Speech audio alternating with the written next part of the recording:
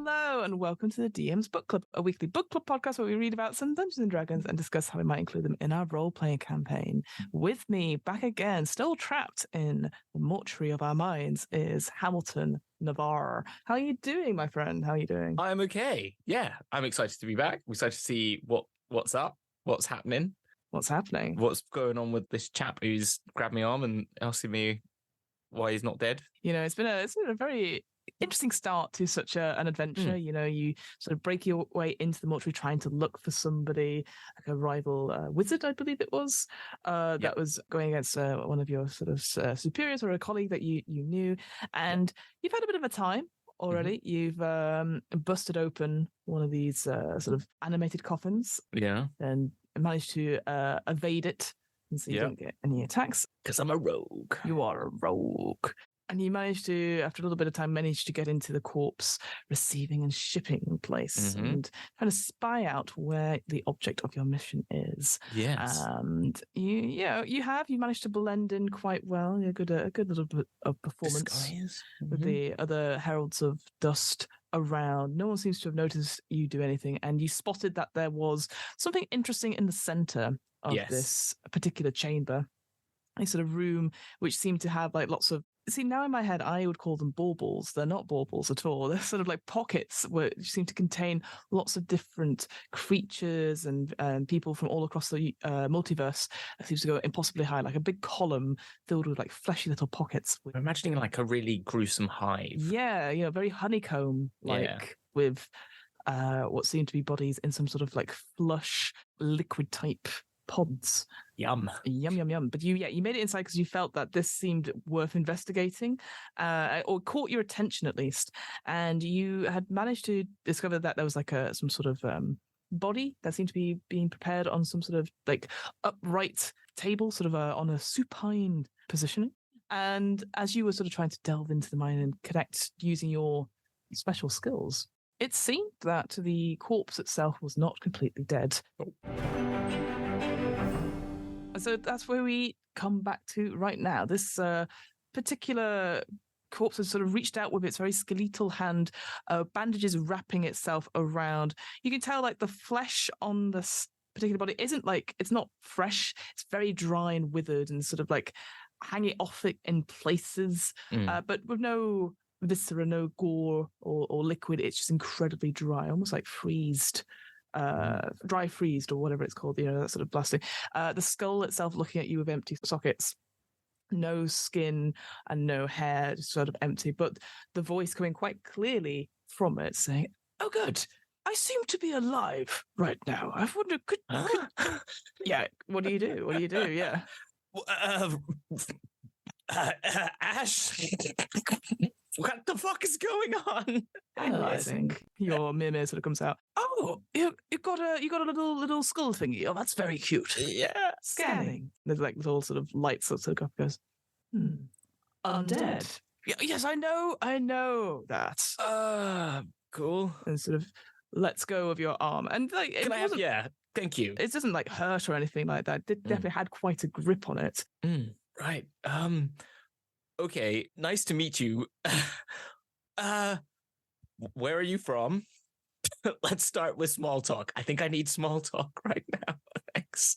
Okay, I'm also as confused as you why I'm here. Yeah. Let's just go back to something I can just like focus on. So where are you from? It's on the tip of my tongue. This creature does not have a tongue. I was gonna, yeah. Let's not go too deep into that. How's he talking? Yeah, but the way he sort of moves is almost very comical with the the way they move. It's almost very comical with the skull sort of like looking on one side. You can see that the body itself is bound by various buckles and belts and stuff on this sort of chair-like thing. But obviously the hand that grasps you is sort of a bit more free and open. It goes, "Oh, Ankara." Oh. Yes, I think it's Ankara. Yeah.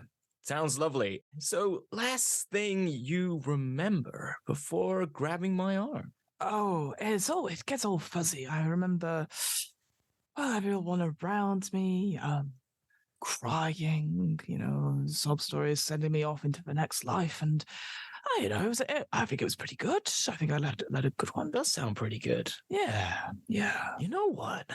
why don't you have a little think about what happened in between the time? Just have a think. See if you can think about anything between then and now. I can't. Whilst he's doing that. Yeah, he goes, yeah. So I want him to be sort of distracted thinking about something. Absolutely. I want to be then taking a look around the space to see, is anyone else coming alive? Because one alive means possibly more alive. Very good question. That would be a perception check. Is there any particular, do you have any roguish abilities? Because I know we didn't really look at them too much last time. I have advantage on be avoiding or resisting traps. I can see secret. I have advantage on perception to find secret doors or secret locations like that. But other than that, no. And I have dark vision up to 60 feet. Okay. Yeah, unfortunately, it would just be a straight perception check. I just wanted to make sure that you got to use your things. I have +5 in perception. Can you roll for me D&D Beyond? That's a 16 +5, which is a 21. Wow, very good. Looking around quickly, again, your senses are tingling a little bit if things are coming alive. And as you're looking up at this sort of hive capsules, you don't see any of them particularly moving or anything as alive as the creature in front of you. You think maybe, but again, it's very difficult with the liquids. It sort of distorts the image of things, and maybe there's shifting perhaps, but it seems more natural than anything else. It doesn't seem anything else is alive currently. Harkari. Yes, Harkari. I think that was the name of the. That's what we called it. I obviously called it home. Right. That sounds wonderful. Ash, do you know anything of this place? Processing. And you can see sort of Ash's like various clockwork is sort of going around the back with the horns as well. Because this is, I remember now, this is a ram's head essentially, so rather than a skull. Harkaren, domain of dread. Right. Cool. A domain of dread. How exciting. Well, you seem nice. Well, thank you. You also seem quite the chap. I appreciate your garb looks very what are you wearing there? What's this get up for? The fancy dress? No, I'm just trying to just I don't want to make I'm one of those people that just likes to blend in to the background. I don't want to be front and center. So I'm just going with something simple. Black, grays, dark blues. I must say, it's working for you. Well, thank you. You know what? I didn't think I was going to come here for compliments, but hey, whilst I am here anyway in this very strange situation I'm totally not freaking out about, let's, what would you like to do? What would you like to do about this situation? Well, I honestly don't know. It feels like there's been a bit of a mix-up because it feels like I was ready. I was happy, I was good. But now I seem to be here with you. Do you know where you were ending up? Do you have a particular point of destination or anything of that nature? No, I just lived a long life with my 7 daughters and 7 sons, and wow. It's and it's it's family is important. No, I don't know really. Well. But you're not a believer. You have a god, a deity. You're hoping to entwine with in the afterlife. Oh no! You see, obviously, there will become the judgment day, and obviously, I'd done all these good deeds, made sure the money had gone to the right places and the right folks, made sure the family had been taken care of, and obviously, I'd get judged, and then I would be able to pass on to, hopefully, a good place. But who judges you? It's there's a whole thing with there's like a feather and the soul on some sort of balance scale, essentially, and obviously, if you haven't been good, and the feather tells that you've not been good, well then. Anubis eats your heart out, you see. Now, don't get me wrong. It seems like this is not unless this is a wild. No, you're not like the welcoming party or the. No.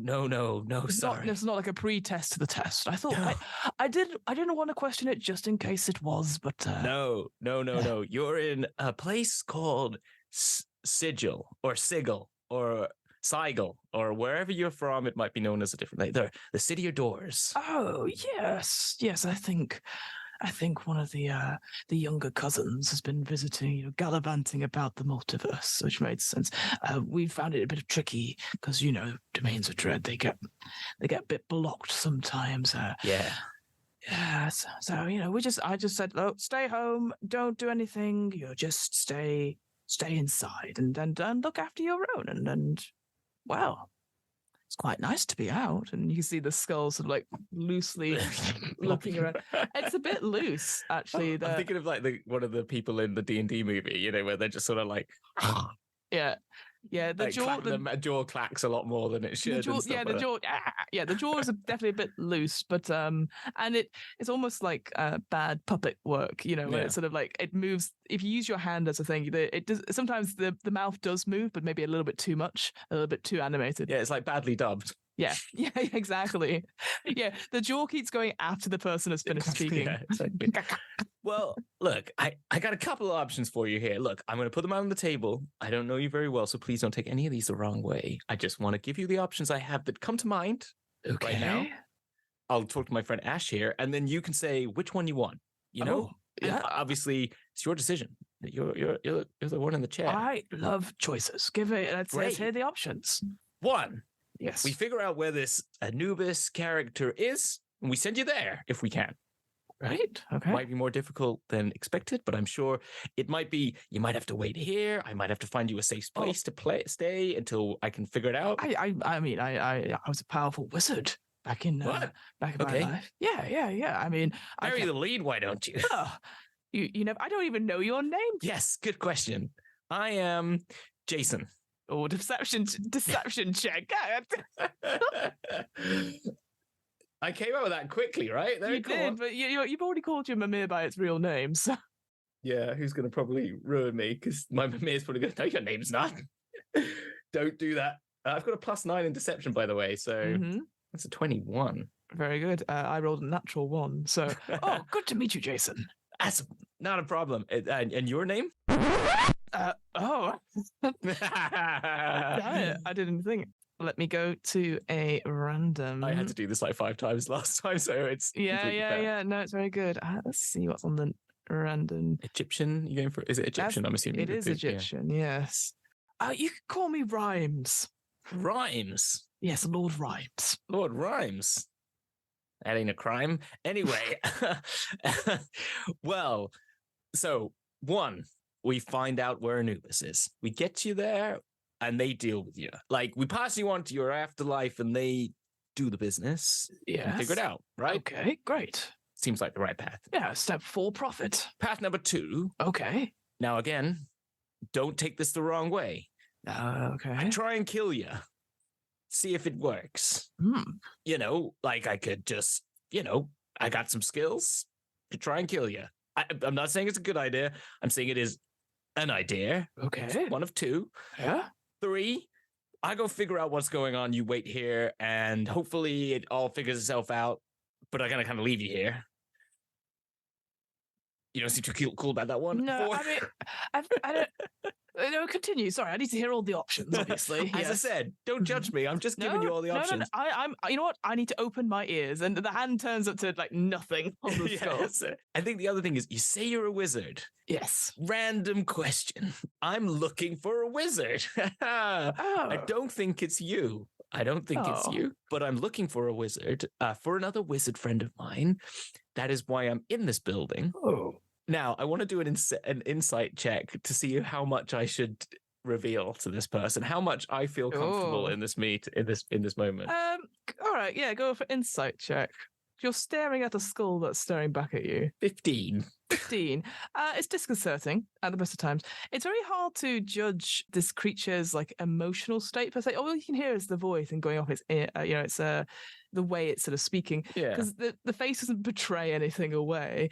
The worst it does is that the jaw drops a little bit at certain points, but you don't think that's in like states of shock or anything like that. But what I will say is this doesn't feel like the person that... Oh, yeah. I didn't think that. I mean more like, what's my vibe of this guy? Am I getting a vibe? They seem weirdly quite chill. That's what I just want to check. Is that genuine chill? Or, I definitely see. I think they're definitely a bit flustered. from what you can get. Yeah, definitely not the person you're looking for. Definitely a bit flustered, but ultimately good-natured. And they're just if anything, it's that Britishness going, I'm a bit confused. Could you, you know? Yeah, I get it. So I'm trying to find this other wizard. Right. Look, I'm going to level with you. Okay. I am here under disguise. Okay. You know what? I did think you were putting on a pretty good performance. Thank you very much. So this is the mortuary where people come when they die and then they get pushed on to your afterlife, which is why I think we could find you a portal here to Anubis. But I'm just a lowly rogue. I can't do much with my magic apart from a bit of minor illusion. That's all I got. So you could help me out, find this wizard. Yeah, I could. As well, maybe. But if you're desperate to get going, maybe we could pretend that you're dead. I can wheel you around, and if you want to do some sneaky magic on the side, maybe you could help me out. Well, okay, so I'm hearing those offers. I'm giving them back to you. I feel like that third option where you leave me, not a big fan of that. Just because, well, I thought it was the worst option. You might have been like, hey, I don't want to mess with anything. I'm just going to stay here and see how it goes. I don't want to just, Look, I don't know if you heard, there's an ancient text, which is by Pharaoh Adams, who talks about looking for people, following them because they look like they know where they're going. Now, okay, I don't know how you've got in here, but you seem to know what you're doing to a certain point, and so it feels like I should follow you and this sort of philosophy. So I'd like to be with you. Cool. Second thing, it's coming back to me a little bit now. I do have some contacts with the Pantheon, so I might be able to ask a few questions, maybe be able to divine a little bit of help, if that is helpful. But also, I mean, I'm a bit open to you having a go at trying to kill me as well, and maybe there's just a bit of a glitch going on. Yeah. Okay. What do you want? I mean, this is your death, and that's way more important than what I'm doing. Well, so it's kind of, this is going to sound strange, but I haven't really been outside of Akarin, and if you say this is Sigil, like the cousin, they were like, oh, you should go. The food is very nice, and you should see the sights, and stay away from the ladies' ward. I would rather like to. If this is my only chance, I would quite like to see what it's like outside of the domain. Yeah, fine. That's totally cool. So long as you stay cool, then that's cool. As in, like, we get through this. Yeah, we get out of here. I need to do my little errand first. Okay. Then we can go. Like, Great. And maybe you could help us get out. I don't know what you can do. I don't know. You said you can divine things. Yeah. Well, that could be helpful because I'm looking for someone. Maybe you can figure out where they are or something. I mean, I could give it a go now if you like. All right. You're gonna hate this, but the only information I have is I'll know them when I see them. Oh, interesting. Well, I mean, and sort of looks down at the sort of the belts and the buckles. Could you help untie me, husband? I need sort of full movement and stuff. And okay, yeah, I'm gonna do that. I'm gonna do that. Yeah, but I'm on because I got bonus actions. I'm just saving a bonus action. Oh yeah. What I'm just saying is I'm not readying an action. I'm readying a bonus action. Okay, that's all. All right. Yeah. I'm cautiously going to do it, but I'll untie them. All right. They've just told me they're a super powerful wizard, so I'm like, well, lucky I've got evade. So they're going to cast divination once you've untied them a little bit, and they get up, and the way they get up as well, if it's definitely a little bit more stiff, some joints that go the unnatural way as it sort of clicks back into place. There's a bit of a crack as a shoulder is dislocated and then relocated. 1 second, let me just call. And sort of like you can see this skeleton is just holding their head a little bit and just thinking.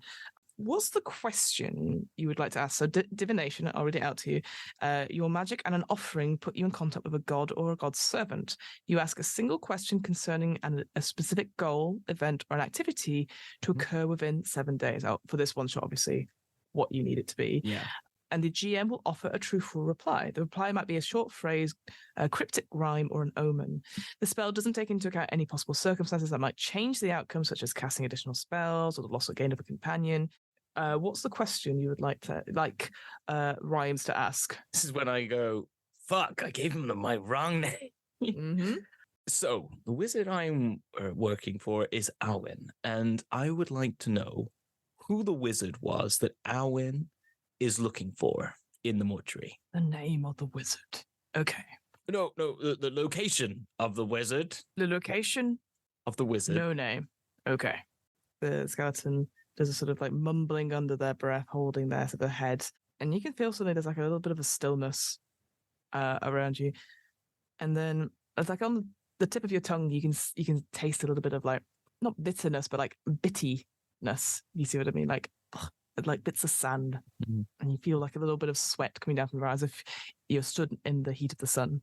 Like a moment or two goes by, and that feeling goes, and Ryan sort of looks at us. Very cryptic indeed. They say, look for the red vials. That is where the destination will be. Look for red vials. Right. I don't think I've seen any yet so far. Ash, you seen any? Processing. No red vials. Yes. Okay, I think we gotta get out of here then and keep walking. Categorize. Red vials. Priority. Yes. Good. I'm gonna take a guess. Ash, bet. It's blood. 2 gold pieces. Adding supplemental. Blood. Bet. 2 pieces. To Navarre. I bet it will be jam. Good bet, Ash. Forgot to say, my name is Jason Navarre. By the way, some people call me Navarre. My real name's Jason. Okay. I mean, how very cool. 2 names. I'm just Lord Rhymes. I mean, you're a lord. That's pretty damn cool. Sorry, you could call me Rhymes. I feel like, I'm trying new things. Like, normally it's like my lord or sire. Oh, sorry. I didn't realize. No, you know what? I actually feel good about just Rhymes is good. It's pretty damn good. I feel like you could start a new career under that name for some reason. A new career? In a new town. Yes. Yes, it's a lot of firsts, isn't it? I mean, you only die once. Well, okay, you know what I mean. Awkward, right. Shut up, Navarre. Anyway, look, we got to get out of this room. Now, this room is quite enclosed, as you can see. Outside this room, there are other people that are going to be dressed in mortuary gear, a bit like what I'm wearing now. I see. But we got to pretend I'm one of them. So I'm just going to be quiet and just move along. You lay down, pretend to be dead. Oh, on this little cart thing you brought in. Okay. Yeah. I could put a blanket on you if it makes it easier. I don't. It's up to you. I'm a pro at this. So it gets in. The cart is a little bit shorter than the chair was, but obviously being undead, bones can fold various ways. Yeah. Do you want me to be more of a arm out, head on one side, or do you just want me to be all in? Neat. I think we should go for neat. They were looking neat outside, so it doesn't look like we need. Yeah. Proper. Hands across. Pull that bit of intestine back in. Just. Oh, I'm so sorry. Yeah. There you go. Yeah. And Rhymes gets in the cart. Cool. Looking great, Rhymes. Hey, Rhymes. Can you talk telepathically? Just a question. Is this it? Still speaking aloud. Guess not. Cool. Just wanted. You never know. It's just you never know. Do you speak thieves' cant? And I say that in thieves' cant. Are you quite all right? You seem to have had a funny turn. Don't worry about it. I was just wondering if you knew a language that I might know, but clearly not. It was just and it's a bit of a weird one. So sometimes you can do it with hand signals, but if you don't understand it, it's fine. So I mean, I could. And Rhymes pulls off her hand and sort of holds it, and it sort of waves. Does that help? Or I feel you know what? There was a tone. There was a line. That and puts the hand back on. Yeah, thank you. Yeah. I get it. Yeah, you know what? You're thinking outside the box, and I love it. Yeah, I think keep personage together as much as possible is a good way forward. You know what? Look, I'm just gonna do this. If we're in trouble, I will tap like this 3 times. Okay? I won't tap 3 times any other time. I will, and if I don't think I will, but if I tap 3 times, it means trouble's happening. Oh. Okay? Be prepared, okay? You tap 3 times, but if you tap 4 times, then we're really in trouble. If I tap another time 3 times after that, very soon, it means get the fuck up and do all the magic. Ah, yes. Okay? So first 3 is like, we're on alert. Okay. Second 3 times means fuck shit up. Oh, I can have things ready to go if we need to. Yeah, that's the first 3 taps is to kind of get ready with the shit to fuck shit up with. This is exciting. I don't think I've ever done anything like this. Oh, gosh. I mean, I doubt we'll get there. I've got through this without having to really fight much. I just punched my way out of coffin and ran away, and it's fine. So we're gonna play it my way, which is cool, chill, no one notices us, we're in and out, and everyone's happy. Yeah, but these things sometimes go awry, don't they, Ash? Indeed. Don't give them a percentage. So, so you ready there, Rhymes? Doesn't move, thinking this is a test. Perfect. That is exactly what I wanted to hear. All right. So, sounds like the plan is just to blend in and and find a way out. Look for red vials. Yeah. So, are you going back the way you came in? I think there was another exit, wasn't there? There was another exit. Yeah. I'm going new ways. Yeah, I was gonna say the map, for various reasons, doesn't show that, but in my head, there's another way out. Essentially. Okay, so you're gonna go. Let's say it's towards the south. You came in through the north. So, okay. All right. I think it's gonna be another performance check. Oh, it's a 13 plus 1. It's only 14. I'm rolling high, though. And you can check this on D&D Beyond to prove I'm not. All right. It's only plus 1. That's so mean. Performance. Got plus 9 deception. Plus 11 stealth. But no. You... DM makes it performance. Do you want corpse to fall on you and everyone dies? Because that will happen. I'm just taking the piss. You squeak your way along the track. None of the Heralds of Dust, the workers, look up. You just make your way quickly and take some kerosene out of my lantern and pour it on the wheels. yeah, it's silence. You manage to switch the track so that it goes towards the south and almost like without pause or hesitation, but not in an unhurried way, you proceed out south and out of the corpse shipping and receiving chamber. You keep on going down these various pathways and various tunnels, all lit again by the continual flame spell from various braziers, one after another. You don't come across anyone for the first hour or so, but what I would love you to do is to make me a survival check. Survival check. Anything useful for being a ranger? Oh, dear. That's a 5. Okay, I need you to roll me a D10. D10. I can roll a D10. It's a 9. Okay, and I need to roll something now as well. Uh-oh, indeed. Whilst we're walking down there, I'm just like, Rhymes, last time I did this, it took about 45 minutes, an hour to get anywhere in here. So I'm sorry, it might be a while. Tell me about yourself. I mean, you must have some stories. What's this domain of dread like? Oh, well, I'm so glad you asked. And as Rhymes is about to talk, suddenly you turn a corner and you see 2 individuals. A bit further in the distance, your dark vision sort of catches the outlines of them, standing stock still. Looks like their backs are to you, and they just sort of stood still, looking ahead down another corridor. This is the only corridor. Yes. Yeah, only route. For plot reasons, this is the only route. Yeah. I get my hand ready to tap. And I go, I just whisper, Rhymes. There's a couple of, don't say anything. There's just a couple of folks ahead. 2 big folks. Big folks, I think you said, wasn't it? Medium sized. Medium folks in the way. We'll do what we do. We walk right past them. Nothing's a bother. But be ready for the 3 taps. You get it? Roger. Cool. Okay. So you start to approach the 2 individuals. You get to about roughly 30 feet, and they've not moved. They've not turned around or anything like that, but you sort of see the backs of them. It looks like very greyish skin. You can't really distinguish what kind of lineage or species they are. longish hair, so very long, grey, brownish hair. There's definitely streaks in it. Their hands by their sides, not wearing any shoes. Now that you're getting closer to them, they're not wearing Heralds of Dust uniforms or insignia, but they're just stood there. Ash, move here. Floats up. You know what they are. Processing.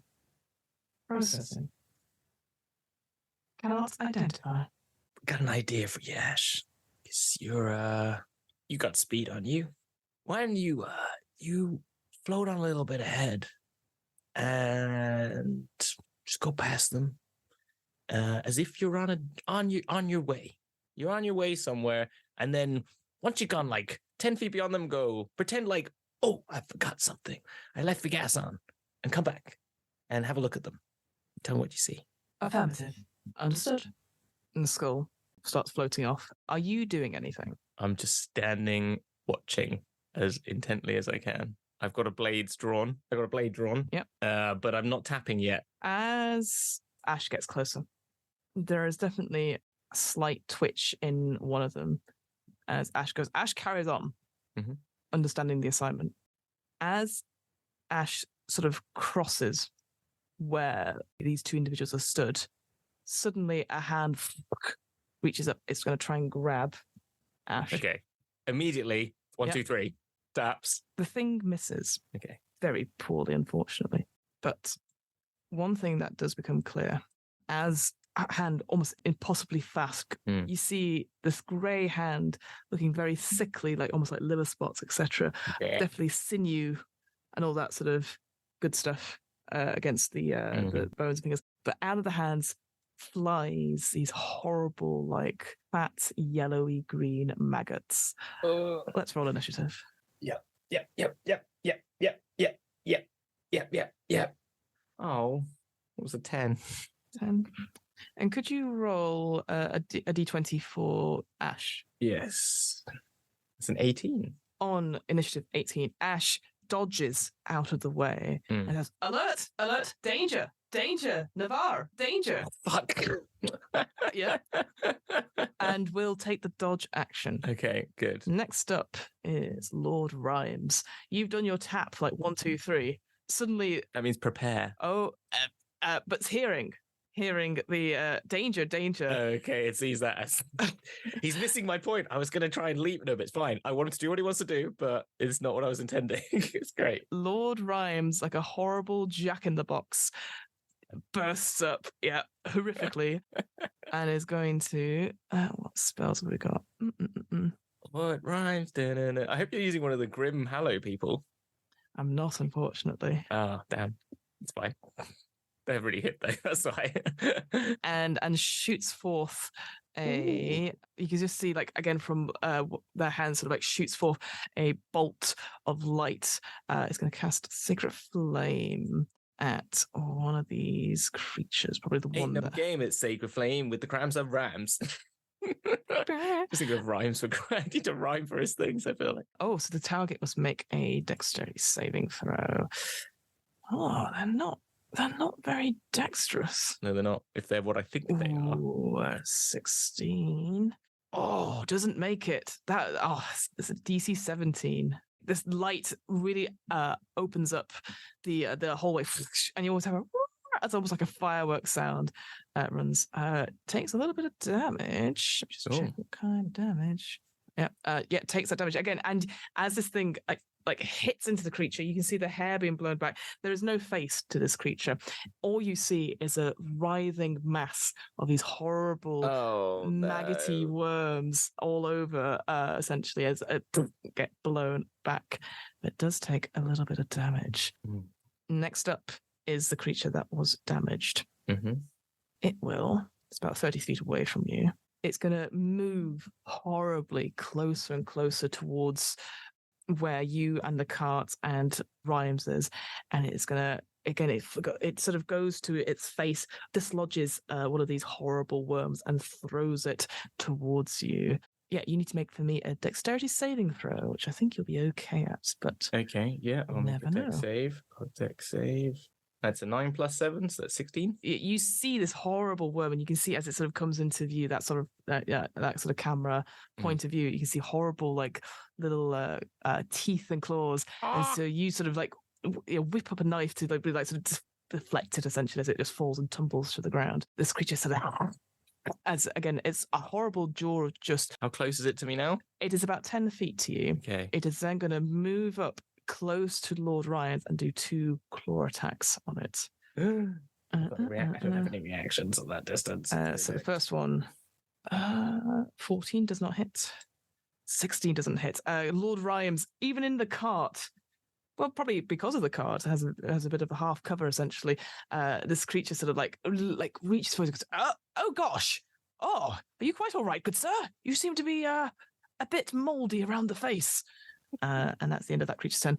The second creature turns around again. The horrible sort of, it turns, but not sort of like as humans would turn, but almost like twists 360 degrees as these worm masses start to turn.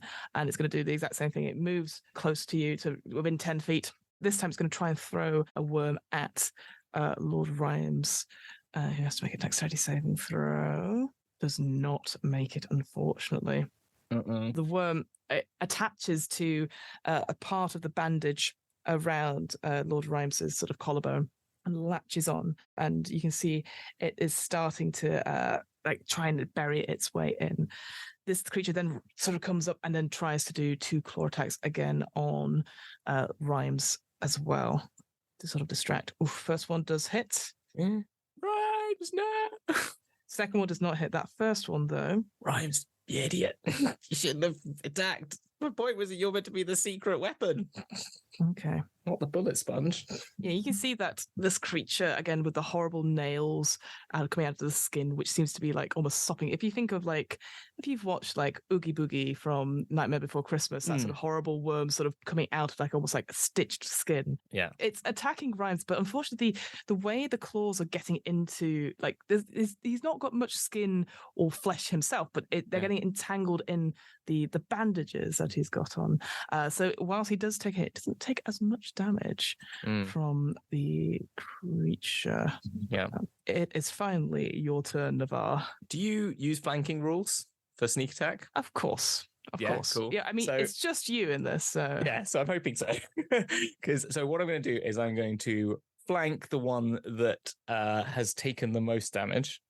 No, the least damage. I think it's the one that's closest to me within 10 feet, isn't it? So they both rushed up and they're engaged with you and the... So there's one that's engaged with you, one that's engaged with Rhymes. Okay. Does the one that he's done damage to look like bloodied for the term? You know, does he look... Not at all. No. Fuck. Right. Well, then the one that's damaged, then I'm going to go flank that one to gain my sneak attack and deliver a blow with a dagger. Alrighty. So I'll roll to hit with advantage because I have advantage.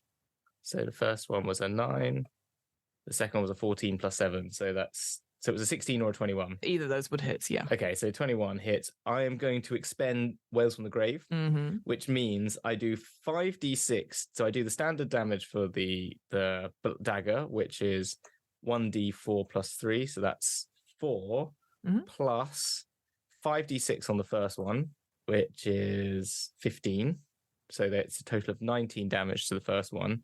And then the third one gets 3d6. Oh, but I've just realized it's necrotic damage. That's 13, but it's necrotic damage, which probably doesn't do shit all. So how much is that in total? So it was, so on the first one, it's 19. And then the Whales of the Grave sends a further 3d6. I see. So on your target second creature, you can see with 33 of the first creature, and it takes 3d6.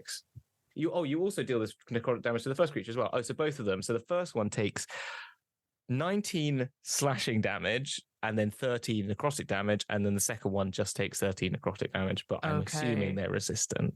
Well, why don't you describe what you're doing? So you sort of again, the one that's engaged with you is horrible. So describe the attack for me and how the whales sort of looks. I run around the first one that's attacked, the most damaged one. Yep. I then just draw the blade and find center of mass. I don't know how this being works. So center of mass makes the most sense to me. And I just rip the blade down as much as I can. As it's sort of breaking apart, I'm going to imbue like one of my Whales of the Grave, like channel one of the spirits through the blade. It's a little bit like a paladin's smite, but in this it's sort of, you see like these wisps run up the arm that's stabbing, and my hand sort of appears sort of for a momentarily like skeletal as it sort of pulses out and charges this sort of necrotic like energy, this sort of black energy into the base of them, which then seeps like sort of a tendril, like a ghostly whispers over to the nearest enemy it can find and sort of just wraps around whatever head it can and sort of squeezes them this secondary necrotic damage. As that sort of that squeeze, that sort of necrotic damage goes through this, there is worms and bits of bugs just falling off this creature. And the same goes for the second creature that's engaged with Rhymes. You think it had full effect, even despite the necroticness to it. Yes. Right. But it's still not down. The first one. No. Fuck. Look, you're level 10. Yeah. These creatures are also quite high. I have 2-weapon fighting. I'm going to also just do a secondary slash. I also get another 1d4 plus 3 a hit with my dagger. All right. Roll to hit. Which is 14 to hit. Hits. So that is just a further 5 points of damage. Just simple. Just no sneak attack. Yep. And then I am going to use my bonus action. No, I'm not going to. I just disengage. I'm just going to disengage. Okay. Even though I'm not moving, and I'm not moving away, but I'm disengaged in case I want to move away at the beginning of my next turn. Sure. I mean, they're going to get turns before you get to go because you're last in the initiative. There's nothing I can do then. I'll just leave it then. That's it. That's okay. I mean, you could disengage and you've not used any of your movements, so you could move back. I don't really want to because I don't want to leave Rhymes on their own. So, well, what about for a free action? Top of the round, it's Ash's go next. Is there anything you want Ash to do? Yeah, Ash doesn't do a lot. I would just say, Ash, what the heck are these? And get back. Just roll for me a d20, please. Oh. It was going to be a 7. It's a 3. 17, it was 3.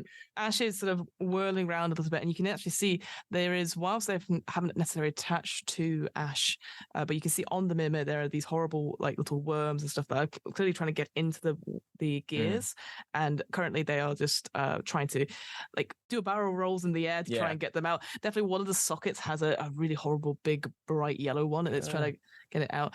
So currently it's not able to do any investigation on it just now. That will be their turn, just sort of taken up by that. Yeah. Next up is Rhymes.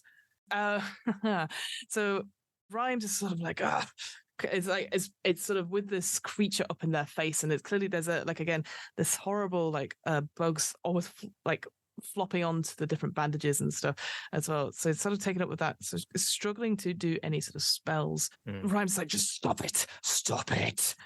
Ooh. Leave me be. And glares at this creature, even though it doesn't really have eyes. But it doesn't say anything about sight, does it? Let me just check. Yeah, it apparently does have dark vision, so it does have some sort of sight. And it is going to make a wisdom saving throw. Oh, I don't think that saves. Not on a 14.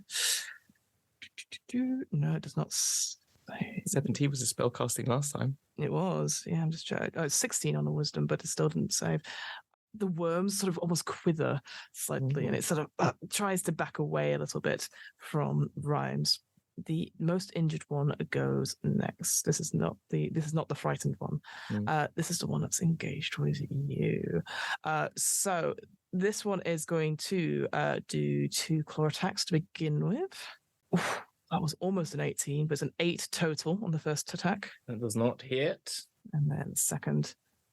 Oh my god, that again went from 18 to 2, so it's 2 8s. Yeah, 14 is my armor class. It's not very high. You're sort of like weaving and dodging slightly out of the way, not trying to leave it space. Again, these worms are just sort of spilling out everywhere with those previous hits you've done. And then it just, again, goes like almost punches itself inside its chest cavity, rips out like a horrible sort of centipede creature and throws it at you. It's going to be another dexterity saving throw. 20, unnatural. The creature lands on you, but you immediately brush it off instantly as it tries to get under your cloak and armor, and instantly you sort of like you maybe kick it to one side a little bit as well. Not best pleased.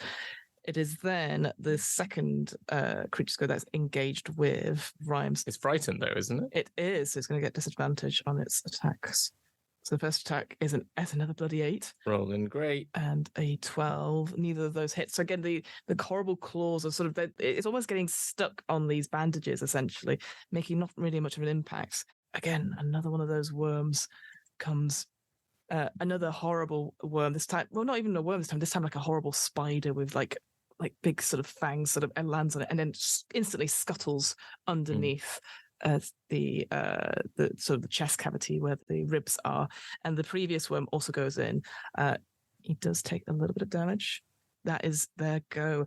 It's now your turn, Navarre. So what's your rules on changing weapons mid-combat? I just let you do it. Yeah, okay. So I'm just dropping one dagger and I'm thinking this needs the rapier now. This is like big combat time. So 1d4 plus 3 is enough. 1d8 plus 3 is what I need to have. So I still keep the offhand dagger, but the main hand is the rapier. Mm-hmm. I have Master of the Wild, which means I can even attempt to hide if I'm only lightly obscured. Mm-hmm. So I'm going to use my bonus action to find a position to hide, or at least get into some sort of, or if I have to disengage to get flanking attack on anything, that's what I'm attempting to do. So I can get some form of like, I'm going to use my roguish ability to dance around the battlefield. So either if you tell me it's disengage, run round to get in a position, or if it's better to hide where I am. If I'm out of combat range, then I'll do that, the kind of thing. The first one, you can disengage and get around, yeah. Yeah, so I'm going to disengage, sort of loop back around them, do a sort of offhand move. You see what I mean? So like double take round the back. And then as I do, sort of a backhand slice with the rapier for the first attack. I also have still got some Wells of the Grave, and you're doing that on the injured one, yeah? The injured one, yeah. But I'd say as you go up and about to do this attack, you can see that some of these fallen spiders and bugs are clawing their way back up into this creature. Wow. You think it is regenerating itself. Fuck's sake, they're regenerating. Right. Okay, this, and then we change plans. I'm rolling to attack. Okay.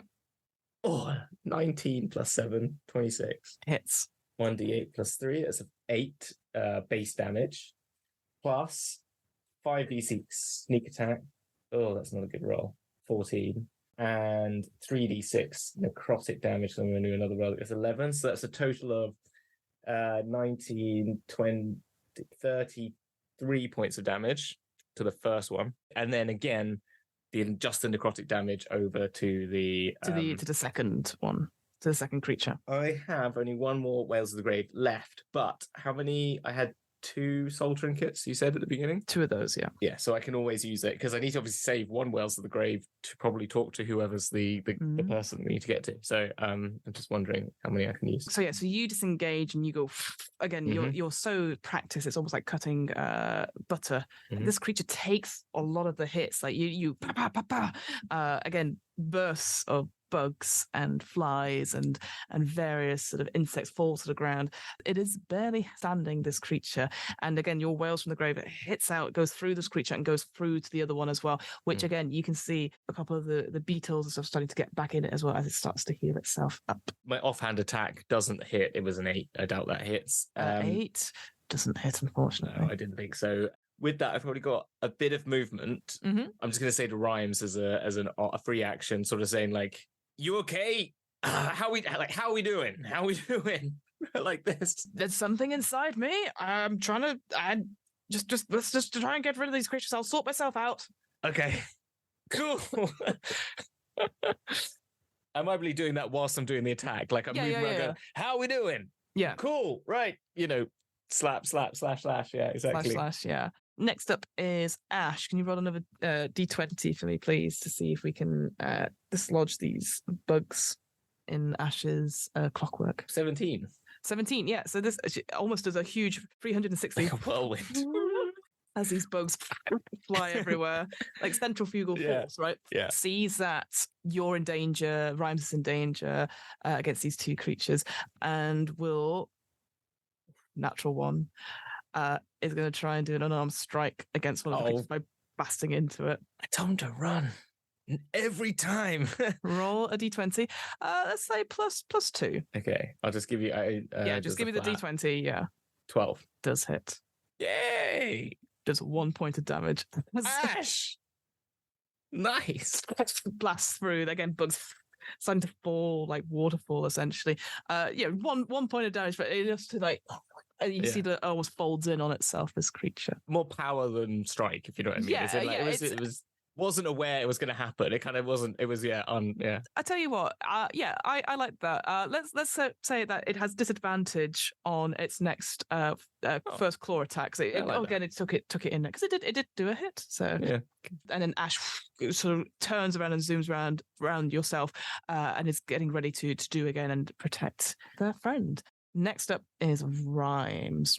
Oh, first off, Rhymes starts to cough up a horrible sort of like ichor, essentially. And it's, something's not right. And we'll use his action to, again, go into his own chest cavity. Everyone's going to their chest cavities. It's going to try and go in and dislodge one of the bugs. It's clearly referencing cult, aren't you? It's happening all over. Who bloody knew? Who knew? What Fiona ate earlier today going, cult. It's my vibe. It's my vibe. This is my identity. I think you even said it wasn't just vibe. It's me now. Technically, this is what it says. It says, otherwise, the worm burrows under the target's skin at the end of the target's next turn, dealing 1 piercing damage, which it did. At the end of each turn thereafter, the target takes necrotic damage per worm infesting it. But because technically there are holes in Rhymes, I can say that he's going to use an action, because he would have to use an action to scrape it off. He's going to take an action to pull out one of the worms and crush it, essentially. Cool. But he still has one inside him. He does still have one inside him. He's got two. He had two total. He had two. Dexterity's coming into force at the moment for me, isn't it? I think. Next up, that first creature that you hit, you see it start to reform itself. You bastard. Turns around to you again, that horrible sort of like almost water-like turn with the bugs falling out of each side, and it just lunges for you. The first attack will be at disadvantage thanks to Ash's attack. Ooh, still at disadvantage. That's an unnatural 20. That hits. So you take with that first one. My first damage. Ooh. Forgot this happens. 9 slashing damage plus 5 necrotic damage. These horrible sort of fingernails like glance off your cloak and sort of start to rip it to shreds. They're incredibly sharp and they just grab a little bit of your skin. How much was that again, total? Total was 14 points of damage. The second claw attack, 25 to hit. Yeah, it hits. You take, oh my god, that another 6 on a d6. 9 slashing damage plus 8 necrotic damage, so another 17 damage in total. And you know what's coming. Can I get a dexterity saving throw, please? Ready. Unnatural. These claws like ripping into you and causing you damage. You can see what's happening to Rhymes. And you're like, no. So these bugs are flying everywhere. I can't handle that. Yeah, some of them land in your hair a little bit and you just like shake them off. No worms for you, my friend. And that creature's going to stay with you. A creature attacking Rhymes is going to do the exact same thing. Oh, first attack misses.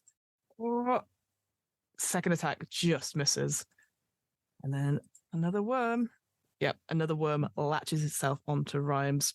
Yeah, big fat bloated worm. You can see it's sort of almost like trying to split into 2s and 3s, landing on the clavicle again. Rhymes is now completely sort of like not covered in worms, but is trying to like desperately can't help you at all in this sort of combat. And also that creature as well heals up a little bit. Fuck. Now they're healing up as well, aren't they? How much healing can I tell? Does it look like they look back to normal? Well, this is the thing. Make for me a quick history check. I'm not good at this. 5. It's hard to say. Like everything in the heat of battle, you think they're just healing up a little bit at a time, but it's enough. One of them's taken a lot of damage. One of them hasn't. Fine. It's your turn. Fine. What do you like to do? There's one that's engaged with you looks badly damaged, and the one that's engaged with Rhymes isn't as damaged. It's taken a little bit, but it keeps healing up. Got 2 options here. So I'm just going to put them out on the table. These are my thoughts, okay? So I've got 3 options, I think, on the table. One is I just do what I'm doing. I get round the back, either use my disengage, get round the back, do my hit. Then I move as far away from it as possible. I have a 35 speed movement, which I'm hoping is 5 more than they have. But I don't know that for a fact. But I can't be hit by that. But it might then give me the opportunity to do something, or I disengage and dash to doubly make sure I'm far enough away to attempt an alternate idea I have, which is get the oil out and start a fire, because that might do more damage to them than my sneak attack might. That's all I'm thinking. And I can be at distance because I could throw some oil at them and set them alight and hopefully do that. Is kind of my thought process. Get them away from Rhymes, get me away. I don't know if I can give the oil to Ash. If Ash could do something like that, but he's got any hands, that's not going to work.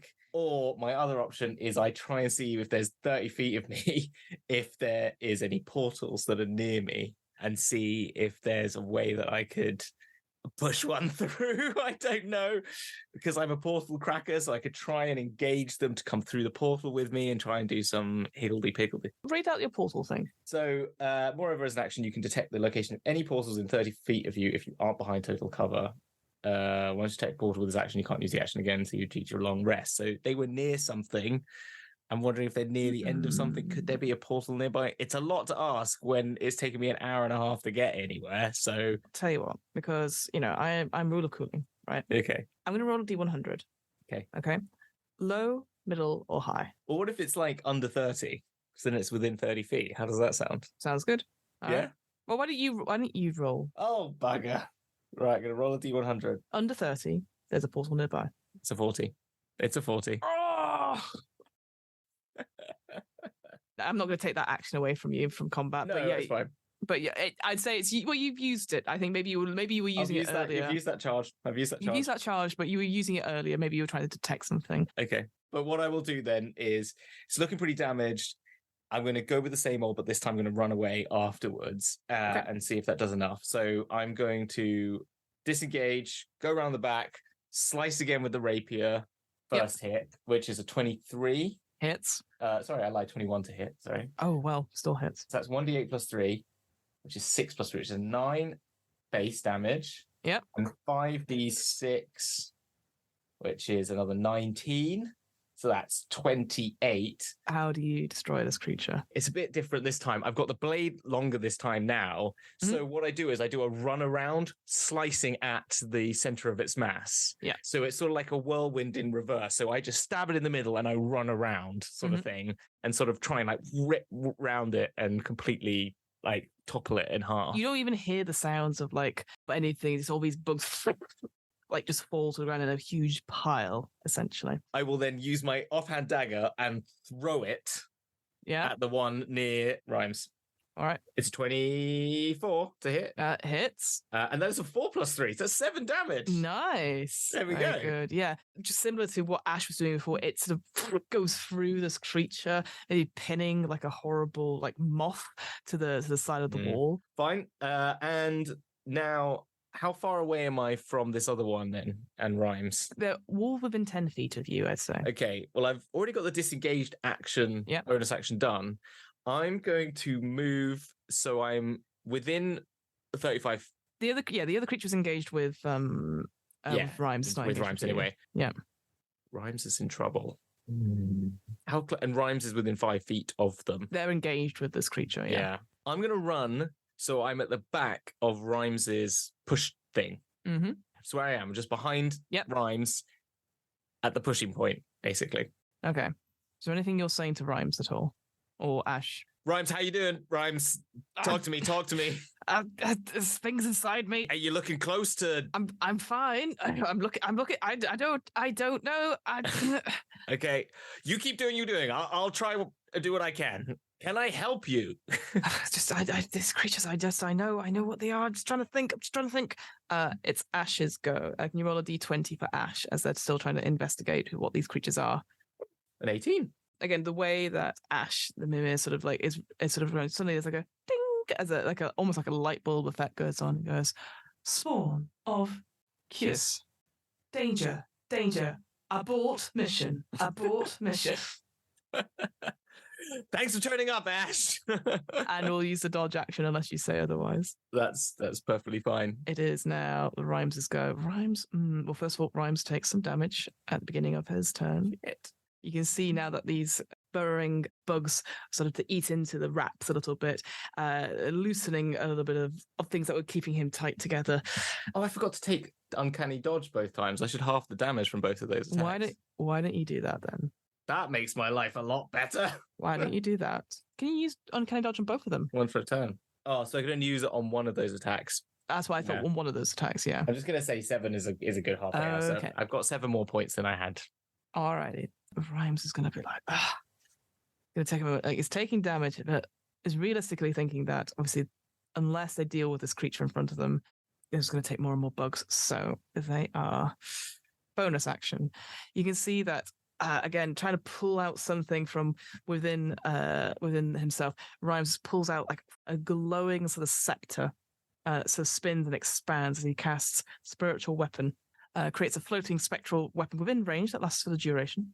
And can make a melee spell attack. So yeah, when you can do that on a hit, takes force damage equal to 1d8 plus the casting modifier, which is pretty good. So let's do that quickly. All right, that completely confused me because it also rolled 2d10s as well. Doesn't matter, you got a natural 20. I was like, what is that? 2d8 force damage. No, really bad. That's a 1 and a 2 on the dice. This creature like throws back as this spiritual weapon carves into them, taking a decent bit of damage as the more bugs sort of fly off. And then this is the one that's frightened as well. I should have remembered that. That's my bad. And then for his action, he's just going to punch this creature with a rotting fist. 23 hits. Ooh. Go, Rhymes. Oh. So you can see Rhymes sort of like, this was not promised in the afterlife, and does a massive sort of uppercut. His fist going through, breaking through sort of the membrane of this creature holding these bugs together, going up, the bugs spattering everywhere. They take a proper hit. Not only some bludgeoning damage, but 66 necrotic damage on top, 18 in total from that necrotic damage. Oh, and they must do a Constitution saving throw as well. Rhymes! Rhymes, he turned up! What? But like, heck, Rhymes! Failed its Constitution saving throw. What does that mean, though? Oh, interesting. So, must succeed on a DC 16 Constitution saving throw or be cursed with mummy rot. Can't regain hit points, and its hit point maximum is decreased by 10. MVP. And then its hit point maximum decreases by another 10 or 3d6 every 24 hours until that lapses. That's pretty good. Let me make a note of that. Stop the regeneration. That is good. That is pretty perfect combination. Why has he not been punching them all the time? Bloody wizards. Bloody wizards, they're magic. You're at the back of the thing, right? Yeah. And so he's sort of like, I don't really punch people that often, but that was quite a hit. Right, I will. And it sort of gears up. Next up, though, the bugs on the ground start to coalesce. I knew this was what you were going to say. And start to reform. The first one. The first one that you got. Rhymes, you got to punch that one as well. It's not my turn, he says, out of character. It regenerates. Rhymes is the one that's closest to it, so it's going to make 2. It gets to go already. It gains 10 hit points at the start of its turn if it has at least 1 hit point or isn't in sunlight or a body of running water. If it takes a certain amount of damage, this trait doesn't function. I'm imagining what it is. The fire damage is what I need to bloody do to it, because that's what I'm bloody going to do next. Yes, unfortunately, it does regenerate at the start of its turn. It gets those hit points, and so it does then attack. Fine. The first start of its turn. First attack is a 24 to hit, which hits Rhymes. The second attack is a 17, which just hits. Has Rhymes got more AC than me? Jeez. 17 AC. Those bandages, man. What can I tell you? 12 slashing damage, but then 18 necrotic damage. But the necrotic damage for Rhymes does nothing. No, it halves itself. That's fair. Of course it does. And then, of course, Rhymes has got to make a dexterity saving throw. Nope. No. Another worm goes into Rhymes. It's on Rhymes' skin. Super duper. Next up is the second spawn, the one that Rhymes is fighting. Yeah. It can't regenerate because he punched it. Can't regain hit points. You're right. Yeah. So these bugs, they try and get up, but then they're falling dead. The spiders start to fall and they turn into rot, essentially, almost like dust and sand. But seeing this, though, it's not happy. It's going to try and attack Rhymes again. Rhymes. Unnatural 20. Bloody hell, Rhymes, you're taking all the damages. Only one of them hit. So Okay. Bloody lucky that Rhymes is here, because I'd be screwed on my own. I've literally got only 53 hit points, and I'm down to 29 already. So yeah. Oh, finally, Rhymes makes a dexterity saving throw and grabs one Probably of the. there's no room left. It's like a very lazy fly, and he just grabs it and squishes it in his hand. Nice. The horrible, like, black ichor comes from it. Goes, not today! I'm alive! But that's that creature's go. Navarre. Okay. I'll go. Rhymes, hit the other one with your mummy fist thing. Okay. But I think I'm getting us out of here. Right. I'm going to push. Okay. I want to hold my turn for Rhymes' other go and say, Rhymes, punch the other one. I think that stopped it regenerating. What? Oh, okay. Just rolling some concentration checks. Yep. The spiritual weapon still stays. So he took some damage. Yeah. I was like, cool.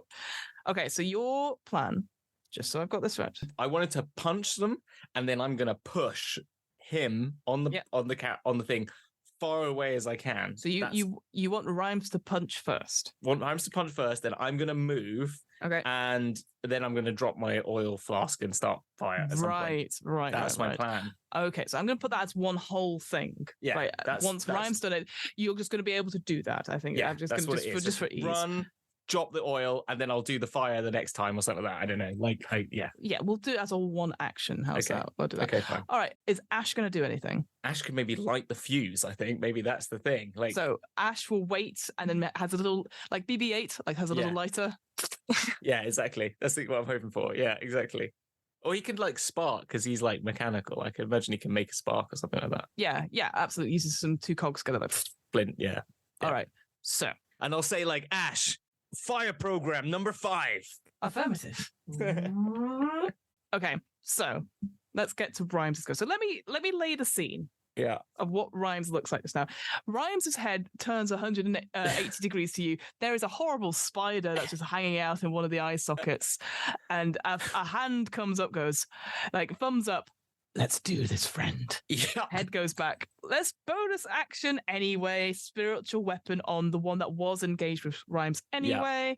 Yeah. Get that out of the way, shall we? So that's that bonus action. So they do. That hits. 1d8 plus the modifier. 9. Ooh, so the spiritual weapon, the sort of scepter, comes out and does a slice through again, like that knife through butter action, like cutting more of these bugs off on the injured one that had taken the mummy rot. Again, falling apart. You can see this creature's desperately trying to like almost like you see one of its arms is trying to scoop up and like put the bugs and stuff back into it. Imagine camera cuts to Rhymes' like eyes, like focusing on Rhymes, goes to this creature with bugs, just bugs in the little close up, and he gets his fist and he tries to do another uppercut. Just hits. Oh, all right. That's his damage. So in total, that spawn that sort of starts to come up, it only had 10 hit points. It takes, first of all, the bludgeoning damage. First of all, it takes 18, so instantly bursts apart. Yeah. But then on top of that, it takes 22 necrotic damage. And can it make a Constitution saving throw? Well, I'm going to make it do it because it's the thing, right? Because it can still regenerate. That is unfortunate. It does make the Constitution saving throw. So the mummy rot doesn't take effect. Damn. But that creature has burst, essentially. Okay. So it is down once again. And it's like, go, go, go. Yeah. Push the cart. You push.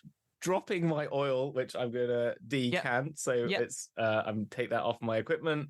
And I'll be like, fire protocol number 5. remember. And I'm pushing the furthest I can. Dashing if I've got it to go. You are pushing this. Oh, you know what? I did forget though. What? Is it 3 bugs? That is on. Yep. Let's do that first. Yep. Cool. So Tight. 19. I've only got 1 oil flask now. 25. Oh, Rhymes is only on 5 hit points. Right. I got to get these bugs out of him. You push him out of the thing. You throw down your oil flask. Again, the camera just turns to Ash. Fire protocol engaged. like goes along behind you like some sort of like almost like a mini dragon, essentially the dragonfly, and the fire catches to the spawns. Yeah. You dash along these corridors. Yeah. What I would like you to make for me is, let's just do a d20. Let's see if you're able to get somewhere safe before these bugs take over Rhymes. 8. It's not enough, I'm afraid. Does he die? So there's a moment where you're getting away and you can hear Rhymes goes, oh, gosh, this is exciting. This is, I feel alive. I feel like maybe I should have been outside of Akarin. And maybe I should have been, and then a horrible, more black ichor sort of bursts through, a horrible sense of little spiders sort of appear from the skull as he just collapses as these bugs start to take over his form. You've got one thing. What do? I'm not proficient with medicine. This is not my thing. So immediately I stick to my plan. I'm going to just trap him. I'm going to take his soul and put it in one of the gems that I have, the soul trinkets. I'm just going to capture it. And I'm thinking like, in my mind, it's like, he wanted to see the sights. Save him. This is the only thing I can do. I'm going to put him in here. And that's it. That's what I'm thinking. Just put him in a soul trinket. There's a... as the soul sort of Pokemon style captures Rhymes. Maybe there's something I can do with it later. I don't know. That's and you can see now that before you is just a skeleton, just bones and bandages as these horrible spiders and bugs start to like take over, essentially.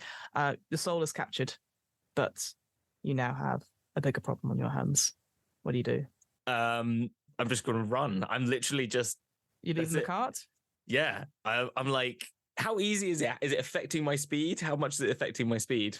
Okay, sorry. I think I've not made it clear. The creature in front of you, that was Rhymes, the body is being turned into one of those creatures because of the bugs shit. And spurs. Yes. No, I'm running. Like, there we go. Go. Sorry, I didn't really like it. No, I didn't make it clear. Turned into a skeleton. I was like, oh, he's just a skeleton. The soul energy has made it clearly like just bones, and then it starts to turn. But then it starts to turn. Yes. I'm like, fuck. Evasion protocol number 1. Go.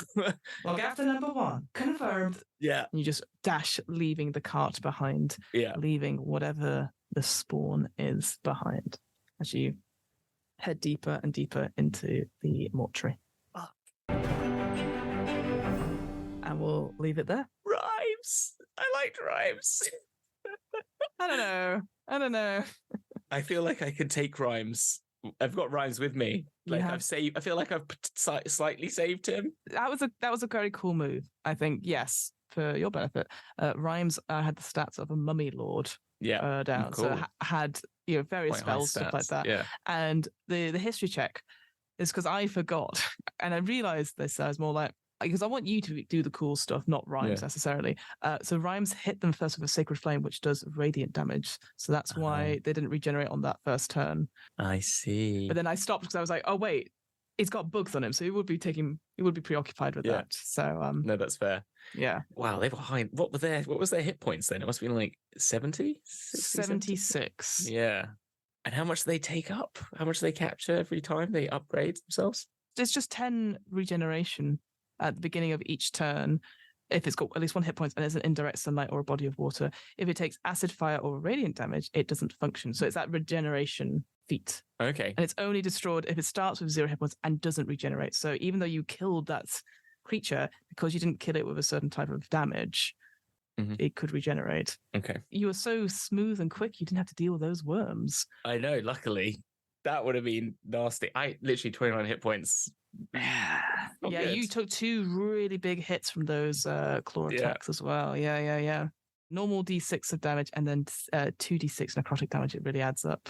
Yeah. Luckily, as a rogue, you learn very quickly there's a time to run. And then maybe I should have done it earlier. I just thought we could have got them. I didn't know they were going to come. And then when you said, it's regenerating again, I was like, fuck, I should have burnt it. If I burnt it, would it have done it? Fire kills. The other thing, though, it's body of water, you said. But no, so if it's in direct sunlight or running water, so fire would stop it regenerating. However, Rhymes would have been vulnerable to fire. Yeah. So if you if you were like running away and then and set them on fire, you would have set Rhymes on fire as well. Well, I meant push Rhymes away earlier or something like that. Well, or just, yeah, it's difficult because he's in the cart, right? He's not Yeah. left the cart. So, but there you go. That was the random encounter that you rolled as well. These Yeah. two born of that crap survival roll. Cuss. I don't know. Hang on. What is the spell? How do you spell it? It's Kyuss. Kiss. Kiss. Spawn of Kiss. I think that's how you pronounce it. Caius. Sorry, spawn of Caius, according to Google pronunciations. Okay. So yeah, spawn of Caius. Here's the thing though, because then I had to roll how many you had to deal with. I only rolled 1 on the D4, so that could have been pretty bad. That's not fun. That's That's part 2. Part 2. I suppose we're going to have to do another one, doesn't it? We'll have to do, I think, a final part, see if you can get and find your prize. But Hamilton, thank you so much for letting me just throw bugs at you. I very much appreciate that. Where can we find you? What are you up to? What's new with you, my friend? What's new with me? Bowies and Spelljammer might be out by now, hopefully. You can find that on the Roleplay Factory. It's youtube.com/at the Roleplay Factory, all one word. There's all fun people on there. I've mentioned it loads of times. You don't know by now. Then you never really knew me at all, or whatever it is. Other than that, Hazard Stripes, there's not much happening on that at the moment as I'm focusing on getting Bowies out the door, but I'll be back onto that soon. But I know we're in a bit of a rush, so who, what, where, when? Who? My name is Fiona. What? I know. Yeah. I don't know. Why? I don't know. I didn't ask you why. Oh, when? Well, who knows? Past, present, future. Where? I'm so glad you asked. What Am I Rolling is a twice monthly RPG one-shot podcast where we do lots of different RPG systems, and you get to hear me running random games and be like, I don't know if that's the actual rules and stuff. And obviously today we used basically inspiration from the Mortuary supplement, just to carry on and see what we can do from the stuff that's given out for free on D&D Beyond. And so far, it's been quite good, and some nice random dice rolling and getting people up and just having a good time and not worrying about the rules too much, except when they actually matter. So and that's like it from me. Okay, well, that's really awesome. I think then, if you have something else but to say, then see you on the flip side. Woohoo! Bye. Bye.